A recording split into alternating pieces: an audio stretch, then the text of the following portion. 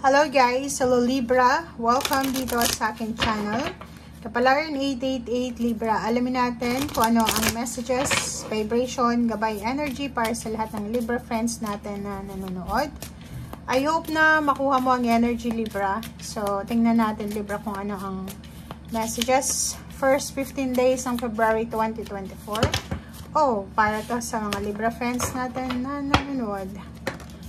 First card, second card. Kumuha pa tayo ng isa. Okay, Libra. DNA. Wow. Okay, so Libra, nakikita ko sa'yo dito na positive card yung tatlong baraha mo. Kasi etong creation na to is parang zero the full na pwedeng impress na pwede siyang new beginnings, 'di ba? So, sinasabi ng baraha sa'yo dito na sisikat yung araw sa buhay mo, 'di ba? Yung siguro dating madilim yung situation mo, siguro dati hindi ka masyadong masaya, 'di ba? Parang sobrang stressful yung situation natin. But for the first 2 weeks ng February, sinasabi na medyo magliliwanag or siguro unting-unting magkakaroon ng liwanag yung buhay mo. Medyo sisikat yung araw, medyo may reflection ka na or marirelates ka ng mga bagay-bagay. Meron ditong enlightenment, may clarity, may mga answers, or may mga good karma dito na pwedeng dumating sa'yo, Libra. Okay? Eto din na dream time na to, ang dami-dami mong gustong gawin. Like, yun na nga, may radiation dito, radiate talaga. May the sun. Like, dati hindi visible, 'di ba? Ang gustong gawin mo, like marami kang gustong gawin sa buhay pero hindi siya makatarungan, makatotohanan. Pero ngayon, parang sinasabi ng baraha na it's a miracle, 'di ba? Milagro na biglang nagkaroon ng clarity yung isang bagay na gusto mo, like negosyo, like travel, like relationship or kung ano pa man. Okay? Thank you.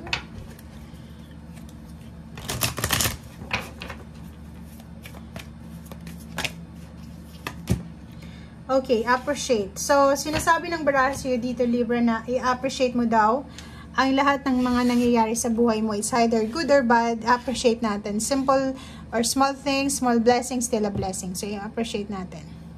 Nasa tamang direction ka. So, if ever man, kasi dito sa creation, it's either bagong baby, bagong trabaho, bagong negosyo, bagong relationship, bagong lugar, bagong sasakyan, bagong investment, bagong goals. Ang daming pagbabago dito. So, kailangan mong kumbaga kailangan nating maging positive kasi sayang yung momentum mo dito eh. And plus number 33, sinasabi dito na nasa tamang direksyon, nasa tamang timing ka, nasa tamang lugar, nasa tamang tao, nasa tamang mindset.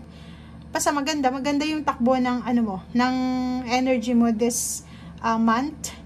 And sinasabi ng baraha na huwag mong sayangin yung energy, yung momentum na itong posibleng ibinibigay sa'yo ng universe. Okay, tingnan natin.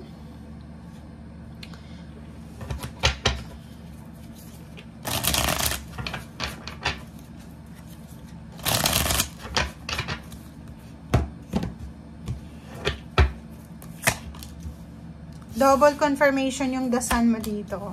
Ang galing.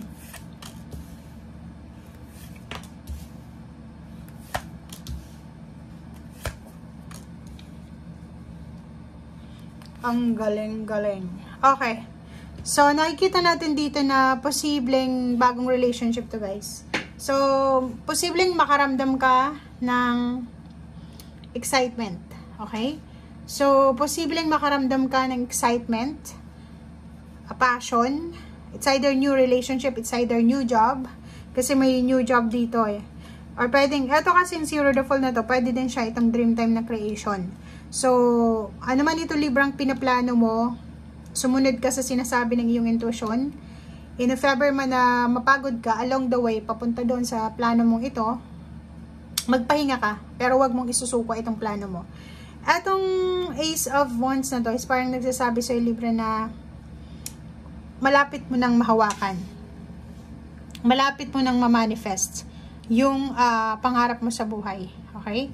So, konting tiis, konting tiyaga, konting iimpok, konting oras na ang kailangan mo dito, pasensya, mahahawakan mo na talaga siya. Parang ano siya, good news sa'yo, na sinasabi sa'yo Libra na, okay, hanggat hindi ko to binibitawan ng pangarap kong to, mananatili to sa buhay ko. Parang ganun, di ba? So, kahit, for example, hindi mo pa siya nakukuha sa ngayon, like baby, gusto mo magkaroon ng baby, pero wala ka pang baby, pero hanggat na pinangahawakan mo yung pangarap na yun, and ginagawa mo naman yung best mo para maging healthy ka, mag-stay yan sa buhay mo.